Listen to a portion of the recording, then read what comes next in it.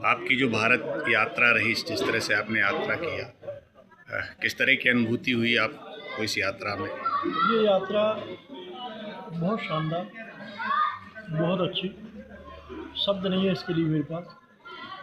श्रीनगर से जब हम निकले, सबसे पहले हम लाल चौक पहुँचे। उसके पहले जहाँ से हमें आशीर्वाद मिला वो पंचमुखी हनुमान जी का था।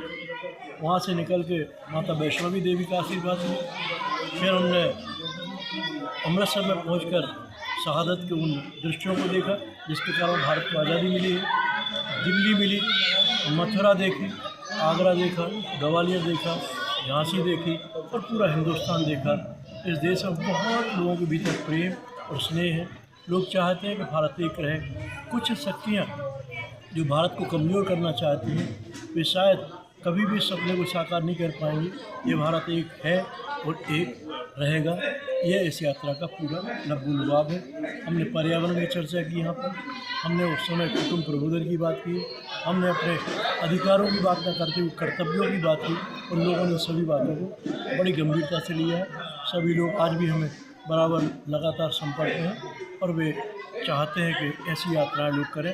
मैं यहाँ के युवाओं से निवेदन करना चाहता हूँ, आने वाले समय में वे ऐसी यात्राएं करें जिससे हिंदुस्तान की मजबूती को एक आधार मिलेगा। 4000 किलोमीटर की यात्रा आपने साइकिल से की। हाँ, इसमें कोई संशय मत करना।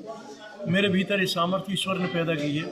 इसके पहले हम एक बार 3 साल पहले नरसिंहपुर से दिल्ली तक माननीय मोदी जी के पास गए थे। तब हमें केवल 17 दिन लगे थे।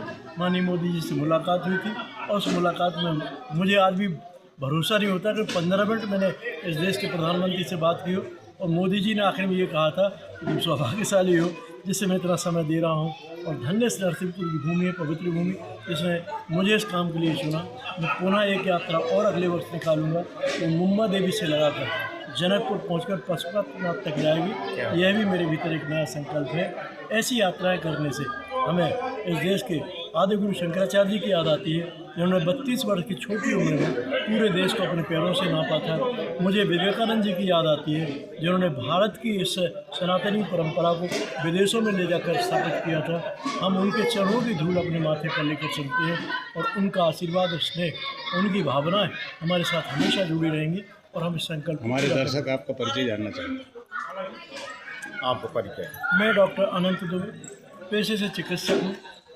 मूलतः मैं किसान हूँ और वर्तमान में भारतीय रेड क्रॉस सोसाइटी में मैं चेयरमैन के रूप में हूँ। आप सभी का स्नेह और आशीर्वाद मुझे प्राप्त है।